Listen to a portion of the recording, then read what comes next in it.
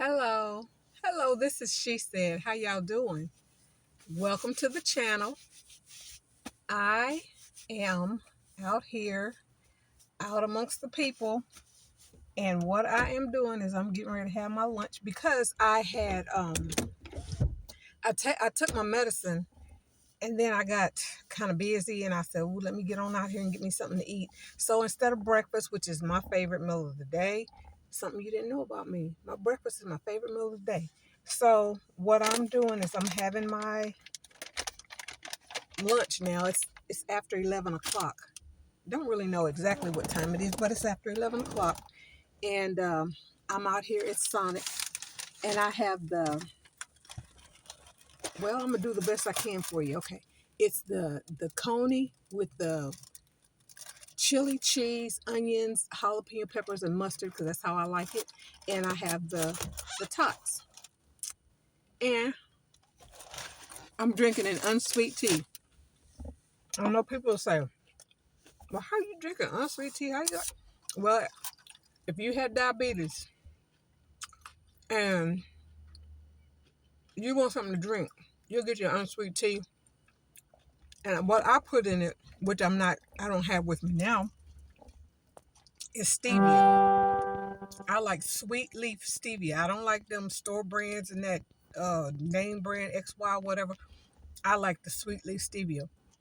And I can put it in here and it will taste sweet enough for me. But I also learned how to drink tea without sugar. Yeah, a lot of places do that. Some people drink tea with no sugar but lemon, and that's hot or cold. And then some people drink tea with cream in it or milk. But see that, hey, to each his own. Okay, I like it like I like it. You like it like you like it, and other people like it the way they like it. So I wanted to talk to y'all today about something that I thought about before I left the house. I said, oh, that'd be good to talk to them about this. I want to say something to you. I want to encourage you. I want you to,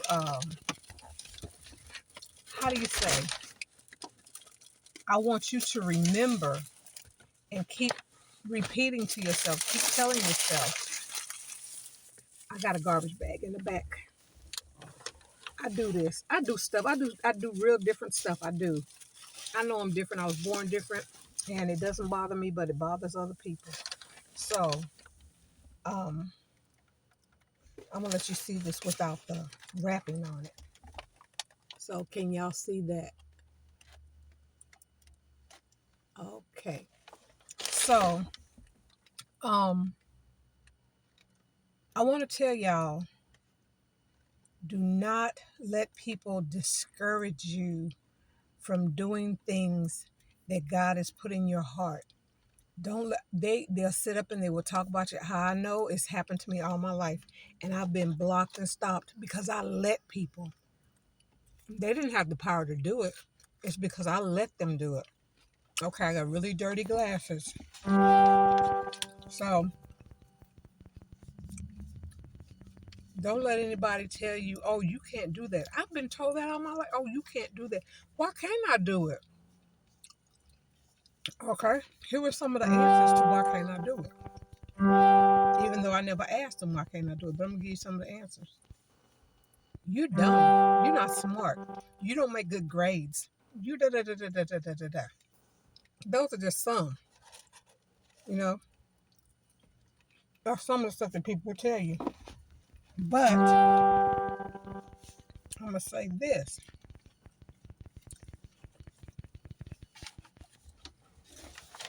Just because I'm not on your level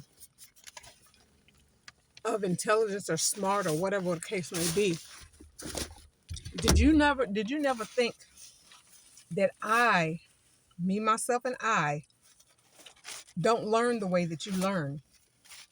And maybe that's why my grades weren't so great, weren't so good, great, whatever. Maybe that's why. Now I gotta let the window down because it is hot in here. I don't know what the temperature is today. But anyway, what I'm saying is I learn different than other people. I was horrible in math until I got to college. Yeah, I made it to college because I paid for it. It wasn't like I got it on a scholarship or I got any recommendation from my school or anything like that. But I decided that I was going to go to college to show my son that it can be done. So that put added pressure on me, but that's okay. I did it to show him. I got A's in college. I was a horrible student in high school and elementary school and all that kind of stuff. Sometimes you have to connect with the right people, but let me tell you this. If you ask God to connect you with the right people, He will. What in the world? Stop that. You will be connected to the right people who can just unlock that mind. And then they can pour into it the stuff that you need to learn. Ask God specifically for who you need in your life, and He'll bring them to you. He's done it for me. I still can't see, but that's okay. Um, See, here goes this thing, and it's probably trying to tell me that my blood sugar is way too low or it's way too high, and it's a liar because I've checked my blood sugar on my finger stick, and everything's all right.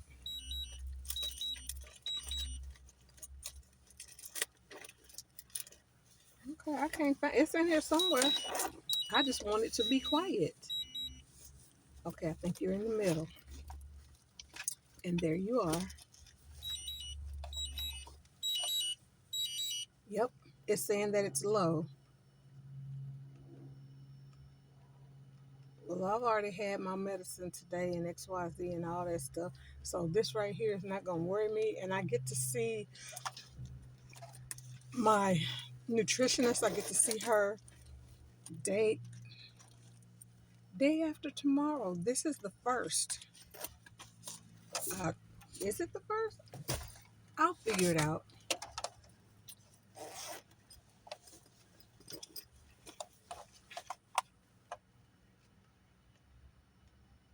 It's not saying.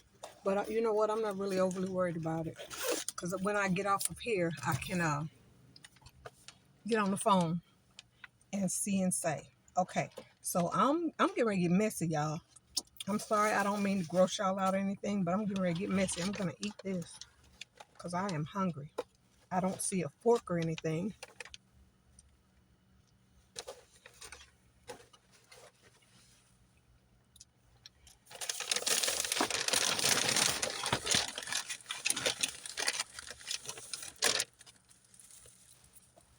Okay, I got 4 pieces of candy that I really don't need. I got some napkins that I can always use, but there is no fork in here. None.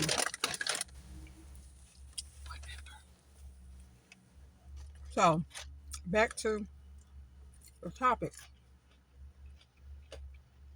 Don't let people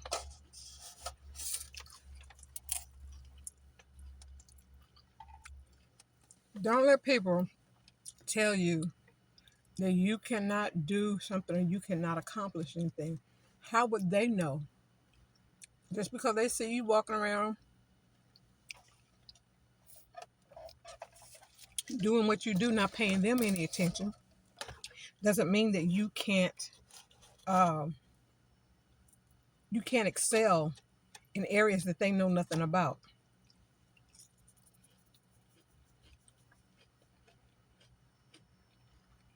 And I'm going to say this, something that you may not have known about me is that I used to bake cakes, and I would sell these cakes. And I did it on purpose, the simplest way possible, not to charge people a lot of money, but my intent was to get myself, my name, my face out there, give them a good product, and then when I made money, I could just build from there. If anybody knows what a 13 by 9 pan looks like, how big it is, that's the size of the cake. And you could get the pans with a plastic cover, a see-through clear cover on it, or sometimes it would be like a clear red, clear blue, depending on what they had in the store.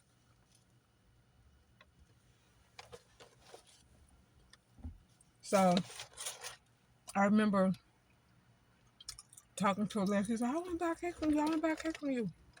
Your cake's so good." She said, "How much is it?" I said, "The cakes are $15. These are the basic flavors, but you know we can try something different." She said, "Well, what do I get for the $15?" I said, "You get the pan and the lid, the cake that's in it, the frosting that's on the cake. That's what you get for $15. I can bake that myself." I said, "And you're more than welcome to." Turned around, walked off, and left her standing there looking stupid. Other people were like, um, "No, I don't want that." Okay, you're saying you don't want that, but what you're really saying is you don't want to pay for it. You want it for free. If I gave it to you, you take it and run with it. A lot of people have done me what I call dirty. Excuse me.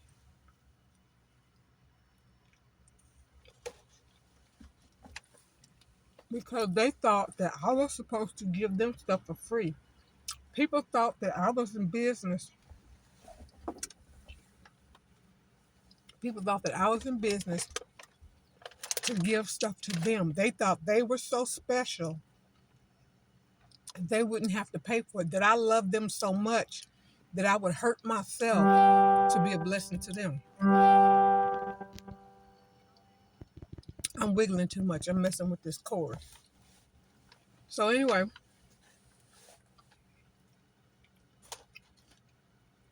I had a lady. To my knowledge, she wasn't doing anything. She had no business. And she was telling me, "You know what you need to do? You need to bake diabetic cakes." And I told her, I said, "I'm not feeding anybody anything that I would not eat myself. That diabetic sweeteners, those fake sweeteners, sucrose, dextro, extras, whatever they want to call them things. I'm not trying to I'm not trying to get it to nobody to make them sick. If I don't eat it, why would I feed it to you?"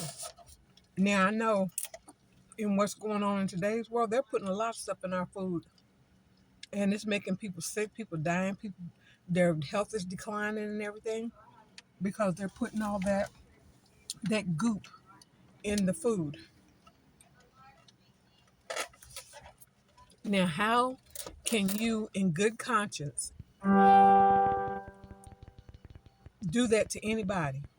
And you know that stuff. No, it may not kill you right away, but little by little by little down the line, you're gonna wind up with cancer, tumors. It's just robbing you of your health. It weakens your muscle, your heart muscle, liver, kidney, whatever. And this is what people do. But see, that's not what I do. So no. Mm-mm. And how are you, whomever you are, how are you gonna try to change somebody's vision that God gave them? Okay, that's another thing too. Don't let somebody come in and change your vision. Change the vision that God gave you. If God told you He's going to give you a tire washing, like truck tires, car tires, a tire washing service. He didn't say nothing about washing the whole car. He said the tire washing service. It can prosper because He said it can. Because He gave it to you for that, but for it to prosper you. Well, that don't make no sense to me. It don't make no sense to you, but it makes sense to God. So therefore, He told me because He wanted me to prosper. He wanted to give me my own little pinpoint corner of the world. My niche is what people call it, a niche. So that's what He gave me to do. So that's what I'm going to do. That's not what God gave me. God gave me the cakes. And I have not forgotten about the cakes. I may not be doing it now, but I tell you what, God sent somebody to me. This girl made the most delicious desserts. She got most of her recipes from her grandmother. The most delicious desserts. And for the size pan that I baked, she baked the same size in the same counter pan. She charged $25 for like what, a half pan, a pan that's smaller than that. I think she charged like I think she charged like 15 for that. And here I am practically giving the stuff away, and people don't want to buy it. They want me to give it to them. Okay.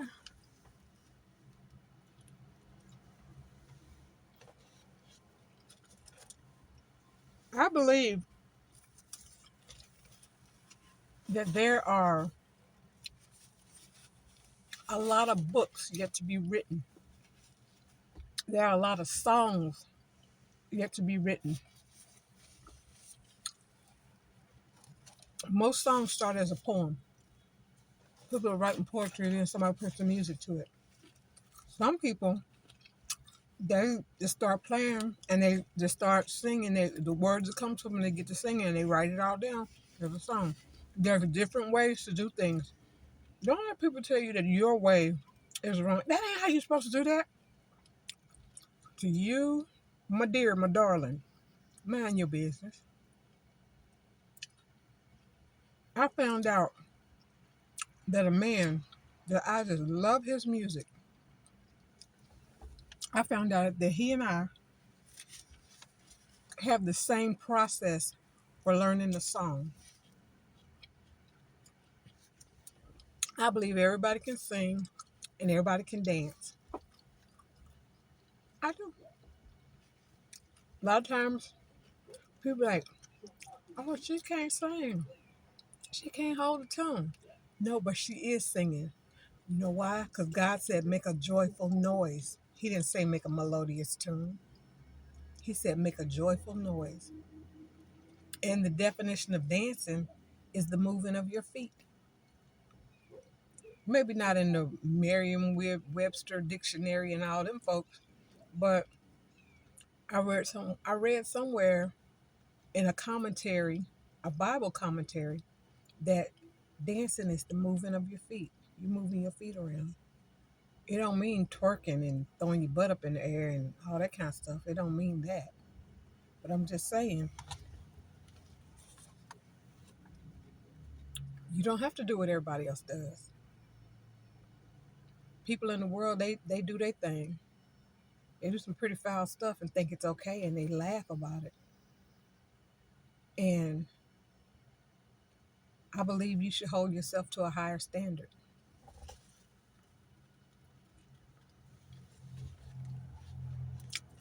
Your standard doesn't mean that you're doing the bump and grind, and it's okay. I don't think that's all right with my father, because I know it ain't all right with me. So I can imagine how he feels about it. So we do what we do.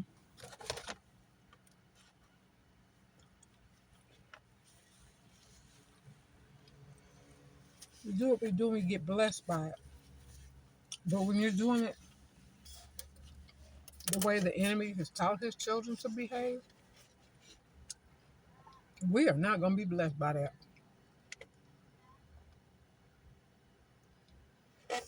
That is not for us. It seems like, oh, they're on top of the world. They get this, they got fame and all that kind of stuff. Do you really want fame? With fame comes no privacy. People gonna be all in your business, peeping in your windows, all that stuff.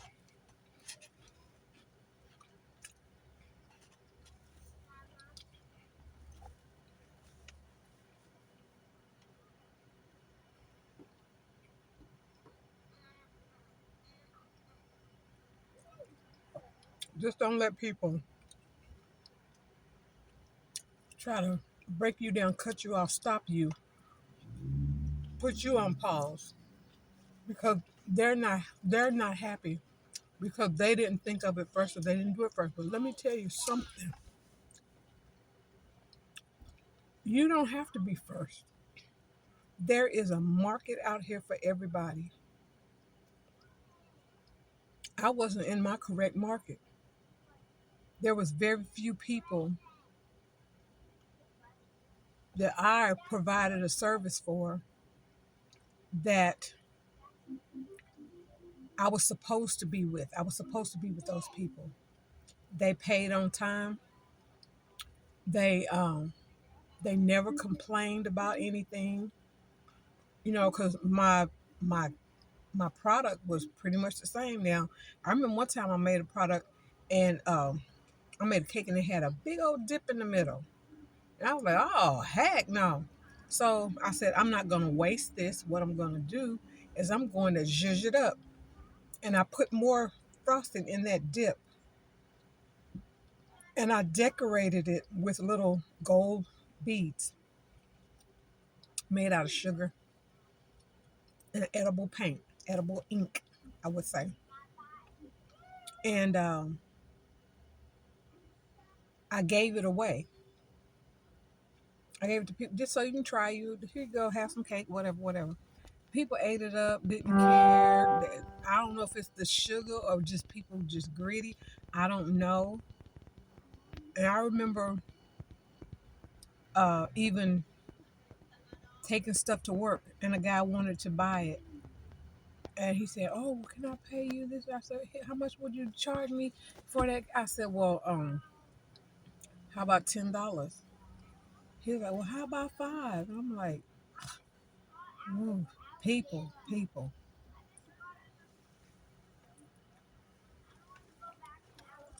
He said he let his wife have some. Of course he did. And she talked about, "Oh, that's pretty good." Let me tell you something. And don't let people shame you if you have a what's it called?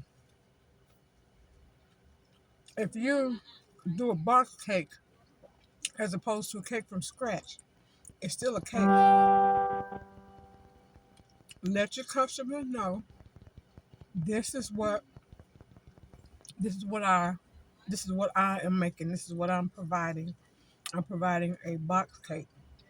Or you could say, well, it's gonna take a little bit longer because I'm making it from scratch. I have to measure out all the ingredients and stuff. You can you can talk to people and tell them the truth about whatever, and it's up to them whether or not they decide that they want to take it or not. They can make up their mind whether or not they want to. I'm sorry, y'all. I know y'all saw that. People need to put some clothes on. That's all I'm saying. How yourself hanging out.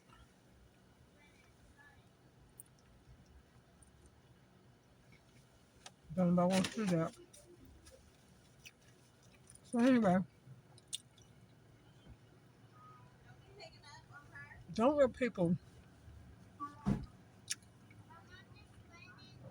discourage you, beat you down, try to make you feel bad because you've been given an idea. And especially if you know it's from God, you you take that idea and you run with it, and you just be blessed, and you bless other people, and do what you need to do. Because I remember a man. I'm not gonna tell you this man's name. I'm not gonna tell you how I know him because if I anybody that knows me personally and I tell them this, they will know exactly who I'm talking about. I'm just gonna say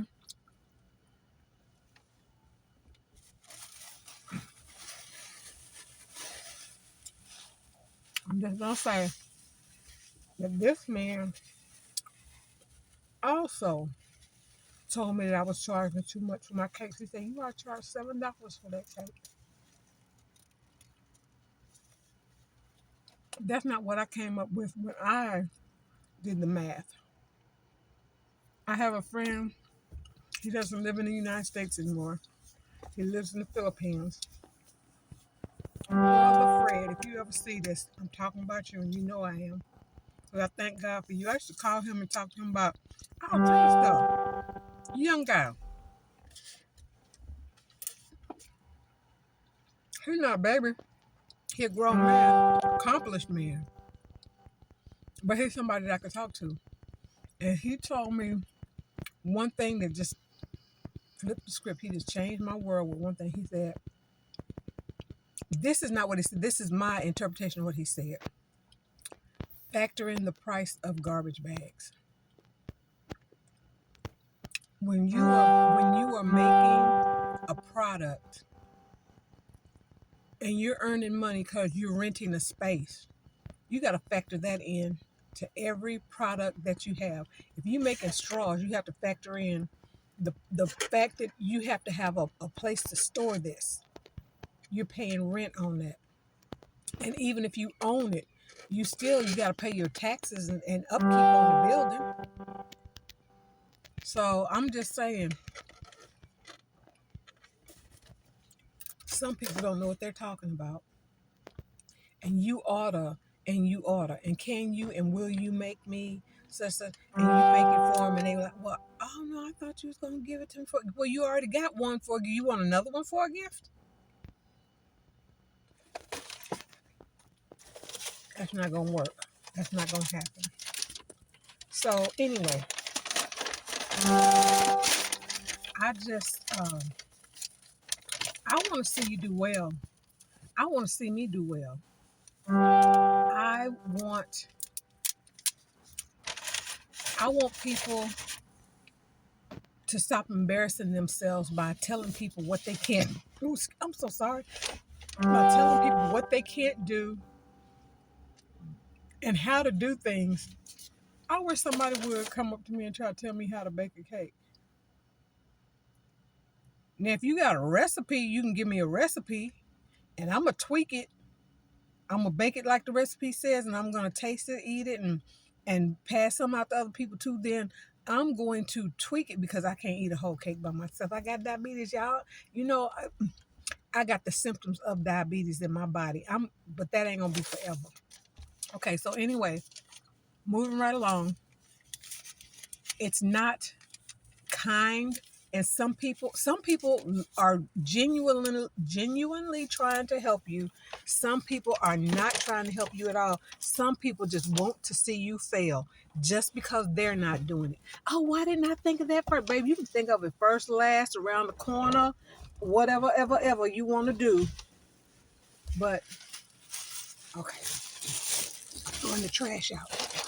And these garbage bags smell good too.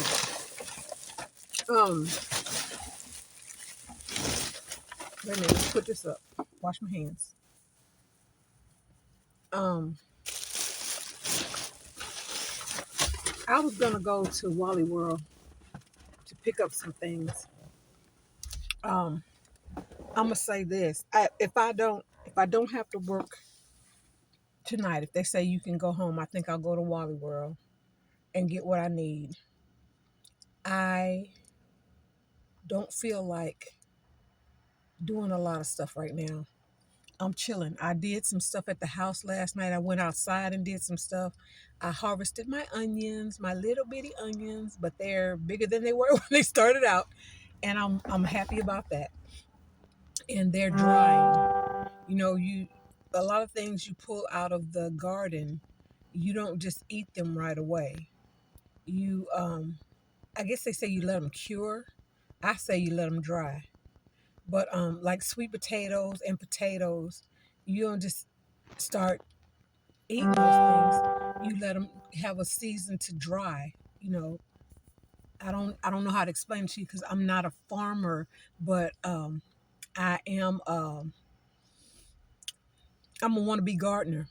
I want to learn, and it's so much to learn. It is so much. So I think that I'm just gonna have to do like I did when I was in school. When I went to college, it's wait, what in the world? I hope that's not a spider. Um,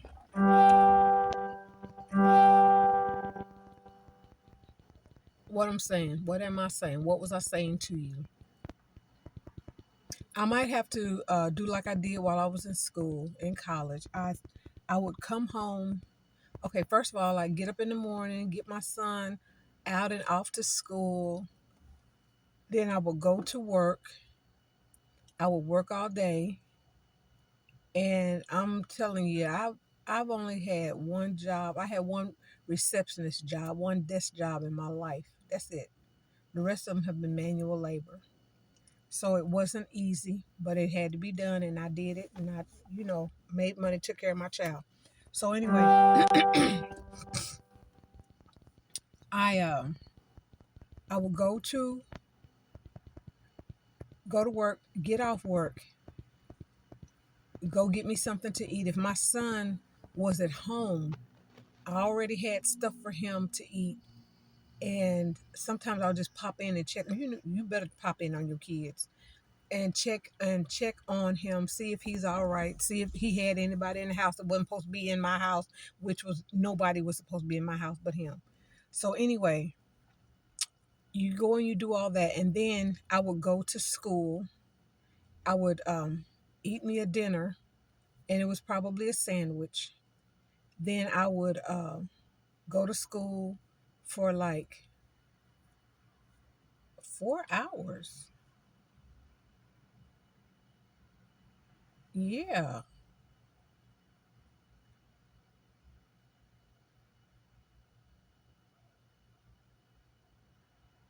maybe 3 hours. Not sure. That's been a long time ago. But anyway, I would be there, and I would, try to absorb as much as I could, take notes, circle stuff in my book and stuff. So when I got home, whatever we went over, I would go over it all again. And I would like, I'm a person that likes formulas. I learn from the formulas. I get the formula, stop it. I get the formula and, and go over it, read it, and I would work a problem from the formula until I got it. And then I would just work the problems. And then the next time, I probably forgot the formula, and I go back to the formula. Oh, okay, that's right, and go and go and go.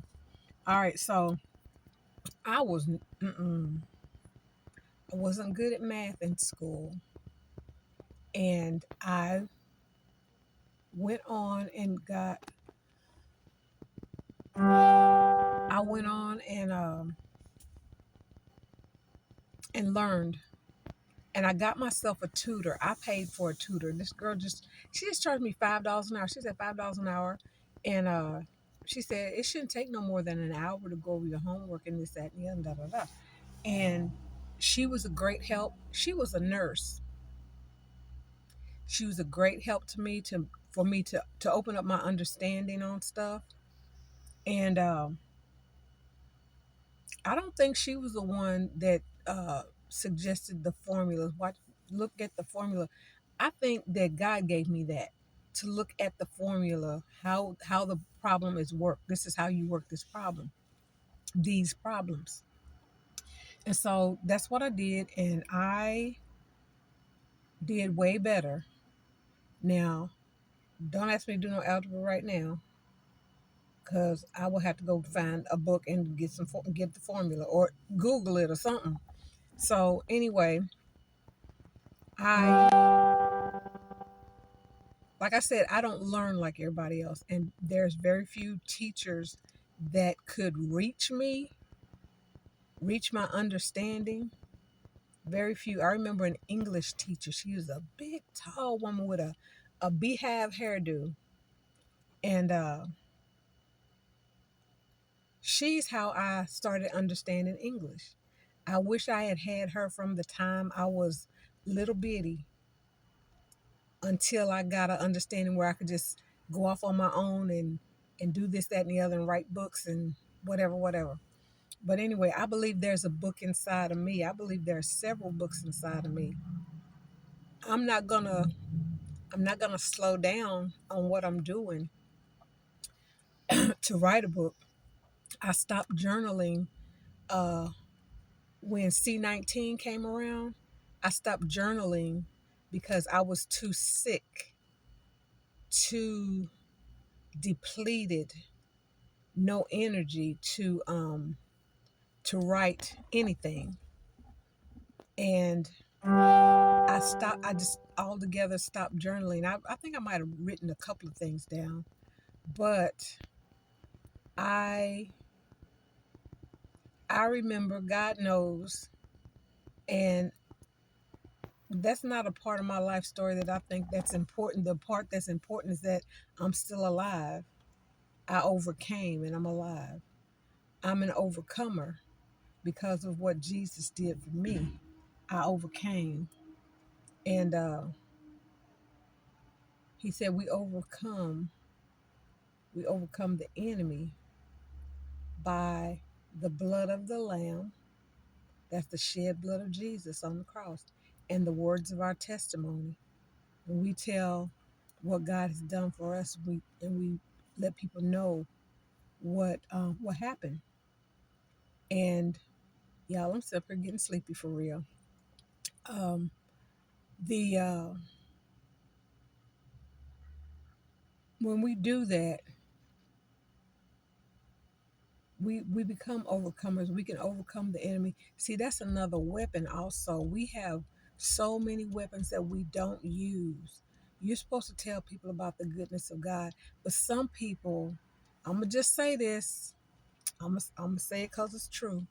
Some people don't want to hear your testimony. They don't want to hear that something good happened to you.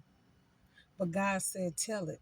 If they don't want to hear it, somebody else does. Somebody else needs that encouragement. Because if God will do anything for me, he will do for you. That's the truth. He's not a respecter of persons. He doesn't respect me more than he respects you. So when it's all said and done and we do what we're supposed to do, we are going to overcome. We are going to overcome, and that's just the truth. That's what it is, and that's how it's played out in my life. I'm not trying to I'm not trying to act like I know more than anybody else or that I'm better than anybody else, and by no stretch of the imagination. It's not. I'm trying to encourage you that do things God's way and you will get God's results. He doesn't love me more than he loves you. He don't love you more than he loved me. Even though I do I do say, Father God, I know I'm your favorite. I know I'm your favorite. But that's between me and God. I talk to him like that and he probably is cracking up laughing at me. Girl, if you don't go somewhere and sit down. You know what I'm saying? You know how you do with your kids. He's my father. I can do that. I can just grab him by his arm and just put my head on his shoulder and just, this just feels so good to be in my father's arms. I cannot say that about my biological father. I cannot say that about my adopted father. I cannot say that about my stepfather. I can't say that. But see, I was blessed with three, and that was a lesson to me because I was not attached at the hip to any of them. Now, my biological daddy, do you want to know what he looked like? This right here. Except for that nose. That's his sister's nose. I always wanted to look like my mama. My mama, to me, was a very pretty girl. Very pretty girl. And I always wanted to look like her. She was dark brown skin, I'm working on it. I'm working on it. I am. Well, y'all saw my farmer tan and stuff. I'm working on it. I'm working on it. But anyway, that's neither here nor there because I am the way God made me to be. So I'm not worried about that. But at the same time, as a little girl, I wanted to look like my mama. My, me and my mama were the opposites. Mama, mama was brown skinned girl. I was a lighter skinned girl. My mama she was a busty girl.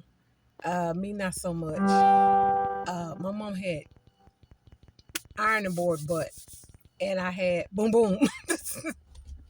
I'm just saying. And I wanted to look like her, but you know what? One day, after my mother had passed away, she transitioned and she went on. Whew, she went into the next realm. I looked in the mirror. I was, just going through the house doing what I'm doing, and I looked up in the mirror and it scared me. Why? Because I saw my mother's face. I had my mother's face. And right now, I don't know who I look like because I looked like my mom for a long time. I remember going to get my driver's license picture done. And I got my driver's license. And anyway, I, uh, I got my license done. And I looked at it and I said, dang, look just like mama. Wow. So I showed it to my son. I said, who does that look like? He said, grandmother. So I finally made it. I look like my mom. I don't know who I look like now. I think I look like a mixture of both of them. And that's not a bad thing. Well, all three of them, because I still got this nose. Because for the longest, I didn't know where that nose came from. My oldest brother used to make fun of me talking about pregnant nose and all this kind of stuff. Just had just awful things to say. But what would you want to mess up a little girl's self-esteem? Well, whatever. So anyway, that's what it was. That's how he would talk to me about my nose. And then when I was in my 20s, I think, when I was in my 20s, I met my auntie and my cousins, and I was over at their house. And one of my cousins, I don't remember which one, said, you got mama's nose. I said, what? You got mama's nose. And she pointed to her mother's picture that was above the sofa.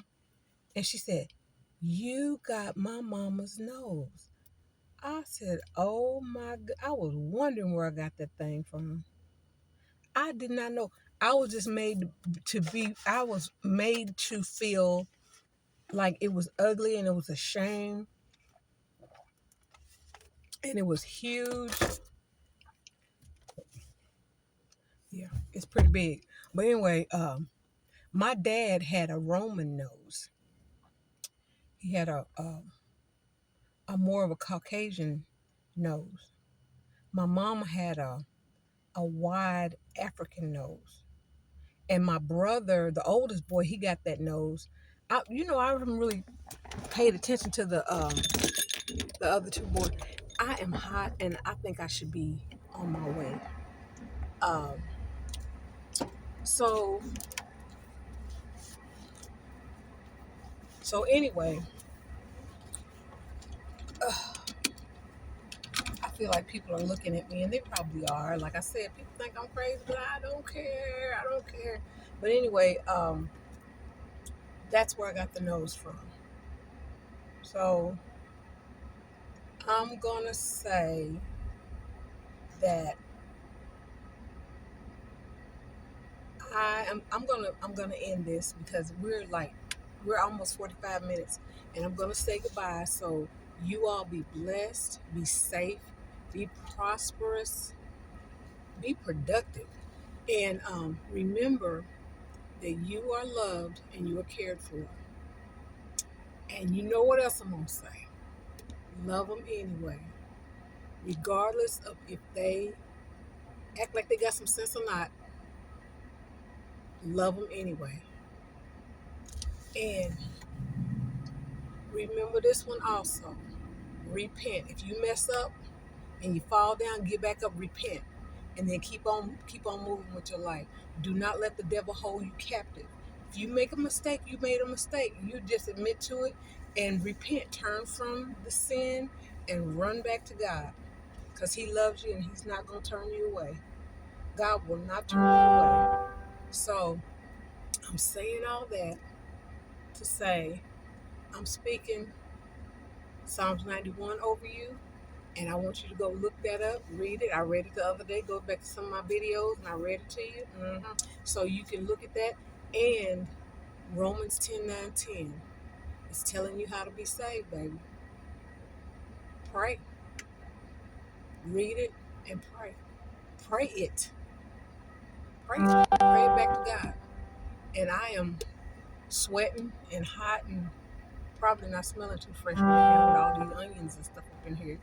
But anyway, be blessed. And I will see you in the next video. I love you. Do something great. Okay. Bye-bye.